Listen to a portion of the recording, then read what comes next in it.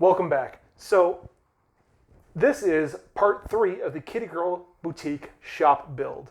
And this is for Laura, the owner of Kitty Girl Boutique. What do you do? At Kitty Girl Boutique, we made handmade products made with you in mind.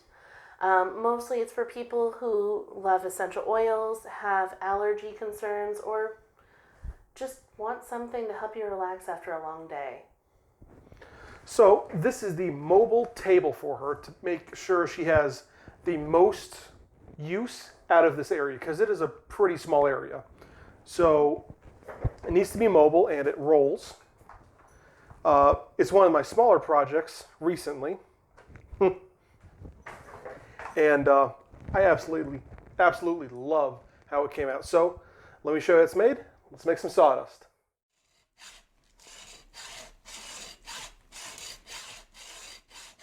So this is something I'm going to start doing for all my clients and probably do it for the video.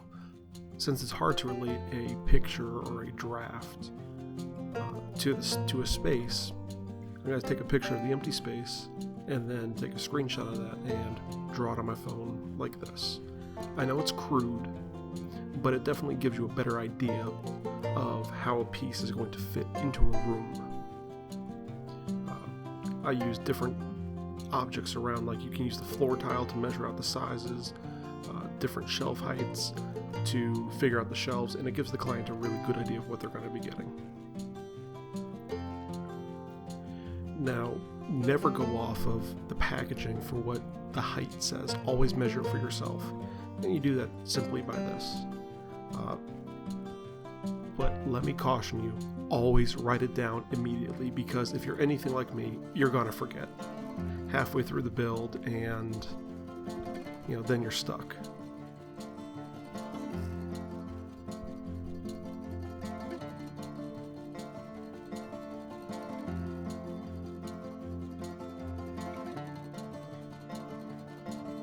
Now, this is something you've seen dozens of times already, and I still enjoy it because I'm just getting to really, really love using a miter saw with a stop block. It's fast becoming one of my favorite tools, because previous to this, you've seen the videos, I used to have to cut everything by hand. And this is such a time saver. It increases my productivity thousands of percents. So you're going to see a lot of this because I have more big projects coming on in the future. And the ability to make just nice repeated cuts is so satisfying.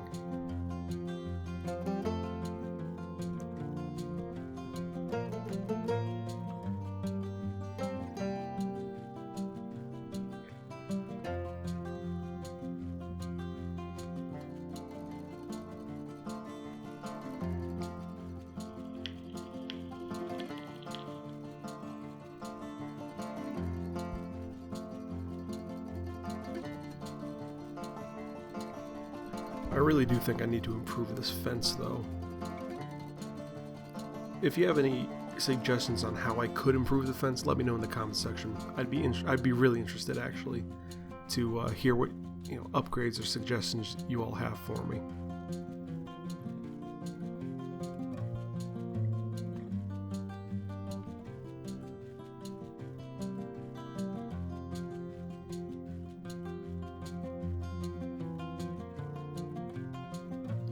And maybe I'll make a full miter station one day. Who knows?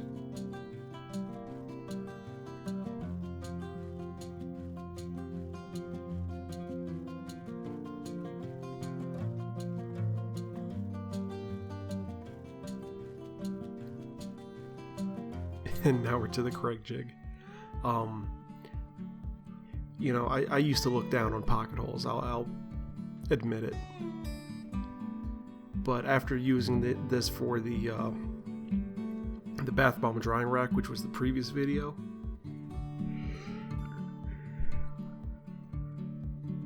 it was a game changer, and the joint is a lot stronger than you think it would be. So I'm really starting to love this jig, and I might even upgrade to the bigger, more expensive one in the future very soon.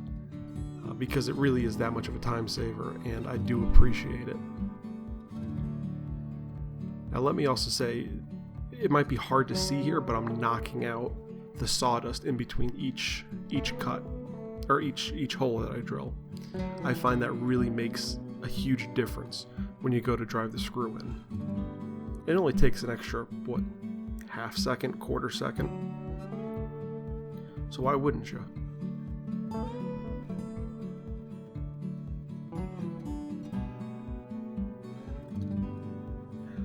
I also have to say I really love shots like this.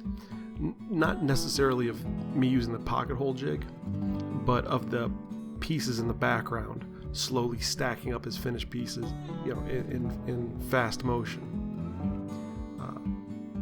It tickles my fancy, I guess. I don't know. It's fun.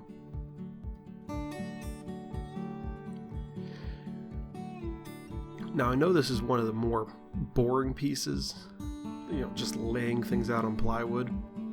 At least visually, I think it's one of the more boring things I could be doing. But I cannot stress enough how important it is to lay things out. Take your time, lay things out properly, and your life is going to go so much easier.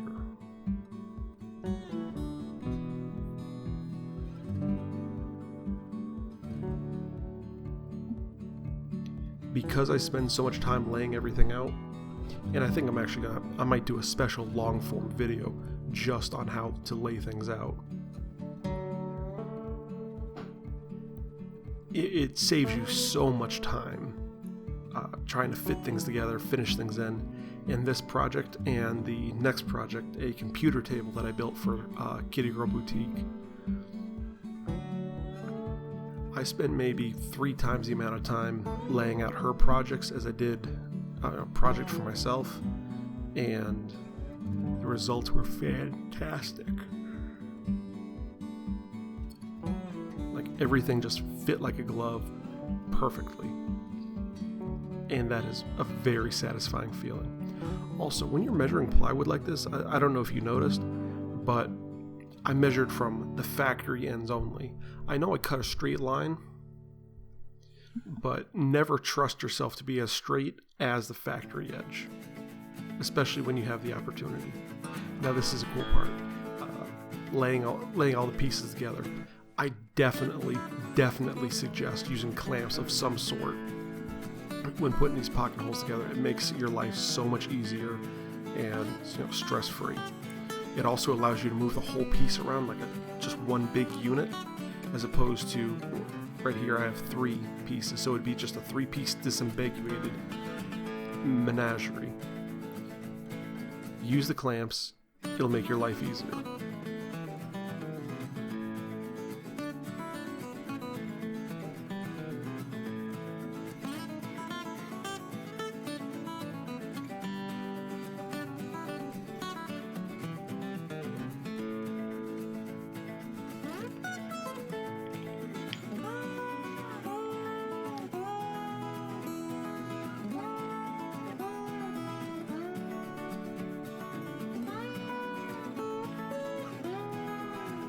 So while I'm getting all these things assembled here, and this really is just an assembly line type deal, I'd like to take a few minutes here to thank my Patreon supporters over at patreon.com/Knightsmith. You guys that reach out to me every month to show your support for Knightsmith, for the projects I have, for my family, it really does make an impact on my life, and I appreciate each and every single one of you. If you aren't a member of Patreon yet, go over patreon.com/Knightsmith and support me. Even $1 a month helps tremendously. I have a lot of big, complicated, expensive projects coming up that aren't necessarily for clients. They're just fun things and new techniques, and my Patreon members help buy the materials for these big projects. So if you want to see big, cool things, like I want to get a vacuum chamber, I want to get a pressure pot so I can start doing epoxy work and silicone work and casting work, it would really help me and really make a difference. So thanks. Now this is fun. Now that I have the sides together, it's time to put in, all the stretchers and the aprons, and pulling out my clamps again. Because now it's gonna be 4, 6, 8 pieces that can all be swinging around. And let me let you in a little tip for this one. When you get this far, do the top first, then slide the bottom all the way up to the top and clamp it in place, flip it over, then put the bottom piece on. There is no way you're going to be able to fit that bottom piece in, especially if you cut it as precisely as I did. And doing it in that manner is going to save you so much trouble. Again, it's the extra forethought, it's the planning things out, taking the time to write things down and draw things out. When you first get into doing things like this, it might seem like a huge waste of time, but it's not. And I wish I knew this 10 years ago when I started doing things like this, because it would have saved me so much pain and struggle and anguish that I'm kind of kicking myself now for not realizing that sooner.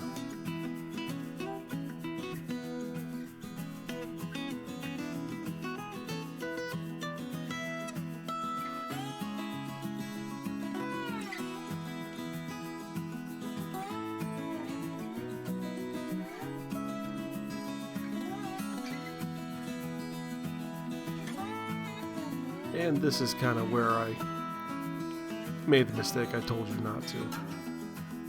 I got everything fit together and screwed together, and then I put the piece in. It was difficult, so learn from my mistakes.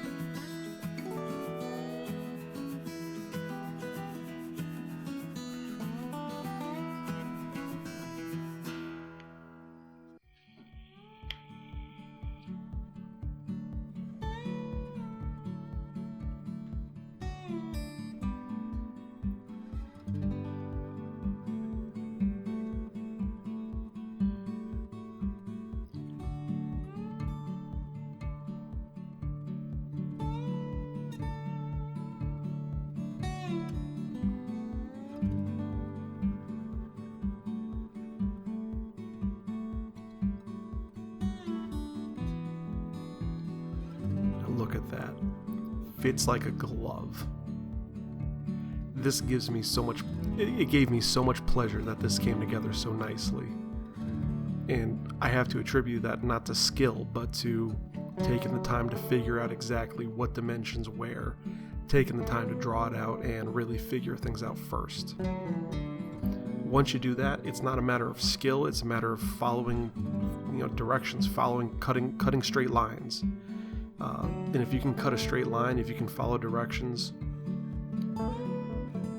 I mean, it really is just that easy.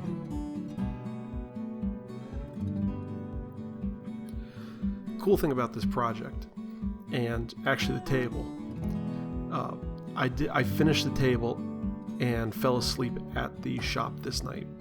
Woke up and did this whole table in pretty much one day. I think I cut some of the pieces out the night before. But, I mean, if you need a small table or even a larger table, because you can easily scale this up to 2, 3, 4 times the size, because it's only 2 foot by 3 foot. I mean, scaling this up, it's the same procedure, same process. It really is just nice and easy. And now I'm screwing on the top. Top was really easy to do. It's just one big box. Now I have to this not only reinforces the corners, which I don't really think they need it because of the pocket holes. However, the bottom of the caster wheels were a little too big to fit on this corner. So I threw a little glue down and threw a scrap piece of wood down. Always save your scrap until the end of the project, and then you can get rid of it. So I don't think the glue is absolutely necessary, but I felt it couldn't hurt. So I sunk 2 screws into it. 2? 1? I don't remember. just to hold it into place while the glue dried, and really I think the screw would have been more than good enough. Marked out the holes and drilled it in. When you're doing casters like this, I wanted all 4 to be, what are they called? Swinging casters? The ones that rotate all the way. You want 2 casters and 2 locking casters. And in order to have a table like this locked down, you want to put the casters catty corner to each other so that there's no rotation moment. If you put both casters, both locking casters on one side and both spinning casters on the other, even if you lock down the locking casters, the table will still be able to move. And that's not something that is not apparent to everyone. I'm sure you understand that. I'm sure you wouldn't make that mistake, but somebody would, and somebody would leave me some nasty comment. Oh, you didn't tell me, blah, blah, blah. So, trust me, put the locking casters catty corner. This is also a great project because it was so small and light. Normally I don't have anyone to help me move big things. Sometimes there's, actors out in the bigger hall, or painters, or whatever, doing their own little artsy projects, because the Red Door Creative is an art collective. So I don't know how I got in. But flipping this around and doing it myself was so easy. It was just so small, so light. This project really was a joy to work on. I'm also a little envious about these casters. They came out way better than the ones on my table saw table that I'm actually assembling this table on. Can I also comment that it is so much easier to build a table when you already have a table? That's still a fact that blows my mind away. And you'll never actually understand it until you try to build a table without a table. Pretty much when you're setting up a new workspace for the first time and you don't have anything to set things on.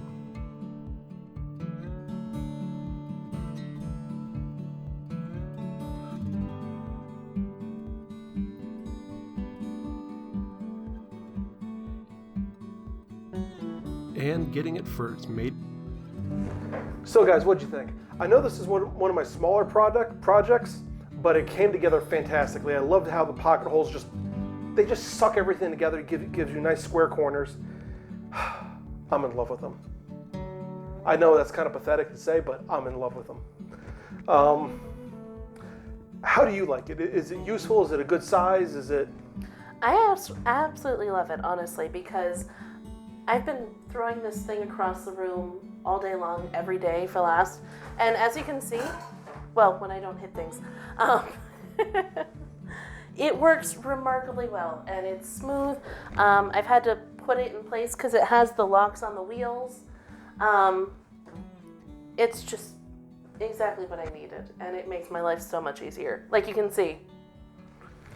Well, guys, there you go. So if you like it, it's a very simple to follow along with the video. Reach out to me if you want me to give you guys the exact plans for this. Otherwise, thanks for watching. If you haven't yet, hit that subscribe button. Yeah, that's pretty much it. Thanks for watching, guys. Hit that subscribe button. I appreciate it. I appreciate you, and thank you for helping make this world better, one kerf at a time, and I'll see you next week.